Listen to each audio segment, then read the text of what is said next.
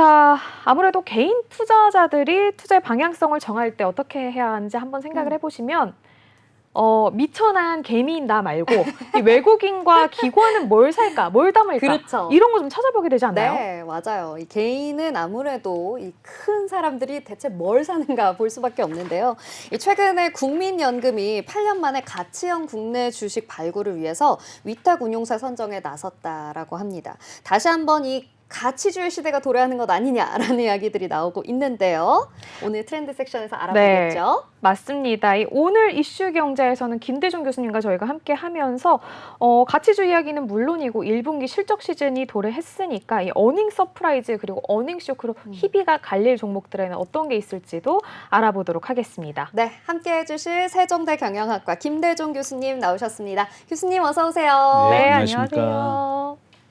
네, 그럼 교수님께 오늘 저희가 궁금한 게 굉장히 많이 있기 네. 때문에 첫 번째 질문부터 바로 한번 드려보도록 하겠습니다. 이 최근에 이 가치주에 대한 주목도가 올라가고 있는 상황입니다. 정부에서 밸류 프로그램을 만들기 시작하면서 저PBR주들이 관심을 받고 있기 때문인데요. 국민연금에서는 이 가치형 국내 주식을 원래는 별로 안 좋아했던 것 같은데 최근에는 좀 발굴을 해보려고 무려 8년 만에 위탁 운용사를 선정을 했다고 합니다. 그렇다면 이 현재 시장에서 가치주는 좀 어떤 것들을 꼽아볼 수 있고 또 국민연금의 이런 선택에는 어떤 배경이 있는지도 궁금한데요, 교수님. 우리나라 이제 국민연금은 우리 국민들의 노후 자금을 위한 것인데 지금 총액이 한 1,000조 원 정도 됩니다. 네. 국민연금은 1,000조 원 가운데 약 40%를 주식에 투자하고 있고 거기에 또 한 30~40%는 부동산, 나머지는 SOC 이렇게 3등분해서 투자하고 있고요. 주식 시장에서 지금 배분하고 있는 구조는 한 6대4 정도에서 60%는 해외 주식이고 40%는 국내 주식입니다. 네. 이제 우리나라 국민연금은 최근 10년 평균 기준으로 수익률이 한 4.5% 정도 되고 캐나다는 한 10.5% 우리 2배 정도 됩니다. 이제 국민연금은 우리나라의 그 이해관계자들, 노조라든지 이런 기업인들이 우리나라 주식을 많이 사라 이런 요구 때문에 우리나라 주식을 상대적으로 많이 가지고 있고 캐나다는 글로벌 주식 비중에 지난번에도 말씀드렸는데 미국이 60%고 한국은 1.5%밖에 안 됩니다. 그래서 캐나다 국민연금은 85%를 해외에 투자하고 있고요. 15%만 캐나다에 투자하고 있습니다. 그러니까 반대다 보니까 우리나라 수익률 자체가 이제 좀 낮은 편이다. 네, 좀 이렇게 볼수 아쉽네요. 있고, 네. 그래서 이제 최근에 국민연금도 우리가 가치주라고 하는 것은 PER, 우리가 주가 수익 배율인데요. 한국의 주가 수익 배율은 평균이 10배입니다. 네. 보통 한 10배 정도, 순이익의 10배 정도를 적정한 가치로 평가하고 있고 순자산 가치를 말하는 PBR은 1이 돼야 된다는 겁니다. 1이라고 하는 것은 모든 자산을 다 팔았을 때 주식과 똑같은 비율이 나는 게 1이죠. 그래서 최근에 PBR이 한 1 이하가 되는 종목들을 우리가 가치주, 앞으로 좀 성장성도 있고 또 가치가 있는데 제대로 평가받지 못하는 종목을 우리는 가치주라고 부릅니다. 바로 이런 종목들을 국민연금이 최근에 좀 담아서 좀 투자 좀 해야 되겠다. 지금 현재 보면 주식은 여러 가지 종류가 있는데 미래주라든지 뭐 성장주, 가치주, 실적주 이렇게 나눠져 있습니다. 네. 그래서 최근에 국민연금도 이렇게 가치주를 발굴하고 좀 투자를 하겠다 이렇게 발표를 했습니다. 네, 그렇군요. 이 가치주, 사실 얼마 전에 저PBR주들이 굉장히 좋은 흐름들 보였었잖아요. 그러면서 좀 은행이나 보험 업종에 대한 내용들 많이 언급이 좀 됐던 것 같은데요.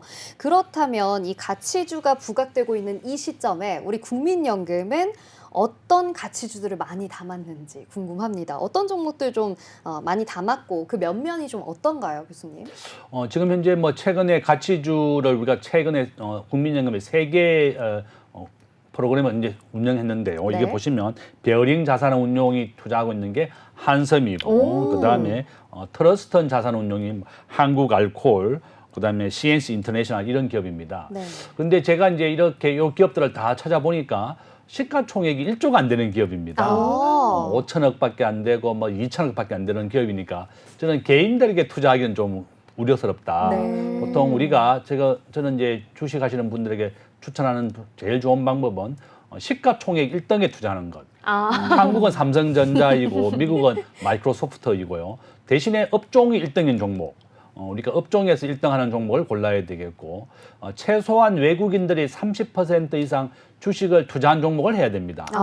이와 같이 이제 한국알코올이라든지 한섬 같은 기업은 우리가 한섬 같은 경우에 이제 작년에 실적이 굉장히 좋았는데 코로나가 극복이 되면서 외출을 많이 하게 되면 또 옷이 잘 팔리게 됩니다. 네. 그러니까 실적은 많이 좋았지만 주가는 지금 현재 마이너스 한 50% 이상 하락한 상태입니다. 그래서 저는 개인들에게 이렇게 뭐 추천하고 싶지는 않고 다만 추천을 드린다 그러면 각 업종에서 1등인 종목이고 우리가 신문을 보다 보면 외국인과 기관이 함께 사는 종목이 있습니다. 외국인과 기관이 함께 사는 종목을 같이 따라 사는 것도 아주 좋은 방법이다. 그래서 업종의 1등, 그다음에 시가총액이 최소한 22 이내나 30 이내의 기업이고 최소한 총 시가총액 1조가 넘어야만 좀 안전한 종목이다. 이렇게 네. 볼 수 있습니다. 네, 그럼 뭐 교수님께서는 아무래도 이런 뭐랄까 국민연금이 고른 이런 종목을 개인이 따라 사는 거는 좀 위험하다 이렇게 보신 것 같은데요. 지금 저희가 실적 시즌에 돌입해 있지 않습니까? 그러면은 뭐 개인의 입장에서 본다면 실적 서프라이즈가 기대되는 종목들은 내가 들어가 봐도 되지 않을까 이런 생각이 들 것 같은데 혹시 교수님께서는 어떤 업종에 어떤 기업 실적 좀 기대를 하고 계세요? 저는 아마도 이제 우리나라의 반도체 관련주가 굉장히 실적이 좋을 거고 3월 달에 지난달이죠. 3월 달에 우리나라의 반도체 실적이 36% 증가했습니다. 우리나라 전체 수출의 한 20%를 반도체가 차지하고 있고 한국 전체 수출의 2위가 바로 석유화학입니다. 이렇게 반도체가 미국의 엔비디아가 주도하면서 지금 전 세계 모든 기업은 인공지능을 도입한 기업은 살아남지만 인공지능을 도입하지 못한 기업은 다 도태되고 있습니다. 그래서 인공지능에 필수적으로 들어가는 것이 바로 반도체이고 또 HBM 반도체라고 합니다. 우리가 기존의 반도체보다도 약 12차선의 고속도로가 HBM 반도체다. 그러니까 초고속 반도체를 바로 HBM 반도체라고 부르고요. 하이닉스와 삼성전자가 만들어서 지금 상용화되고 있습니다. 이와 같이 이렇게 실적이 좋은 기업은 아마 반도체주라든지 이것이 가장 대표적이 될 것이라고 저는 보고 있고 우리가 주가라고 하는 것은 경기의 6개월 선행지수입니다. 삼성전자가 작년부터 이미 한 60% 정도 이미 올랐습니다. 네. 그렇지만 이것이 실적이 실제로 좋아지는 것은 6개월 뒤가 되는 겁니다. 올 하반기가 되면 더 실적이 좋아질 거고 당분간은 지금 전 세계가 기준금리를 인하하게 되면 전 세계의 많은 IT 기업들이 투자를 확대하게 됩니다.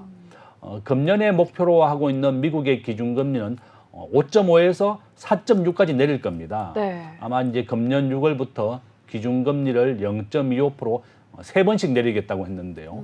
금년에 목표로 하고 있는 평균 기준금리는 4.6%, 2025년에는 3.6%, 2026년까지 2.6%로 내리기를 예정되어 있습니다. 앞으로 매년 1% 정도의 기준금리가 내리게 된다. 그러면 전 세계 빅테크 기업이나 IT 기업들은 반도체를 구매해서 투자를 확대하게 됩니다. 바로 그런 이유 때문에 반도체를 포함해서 한국이 제조업 기준으로는 세계 5위의 강대국입니다. 또한 수출은 우리가 무역 의존도라고 부르는데요. 75%입니다. 네. 네. 세계에서 두 번째로 높은 나라고 한국은 수출과 수입으로 먹고 사는 나라다.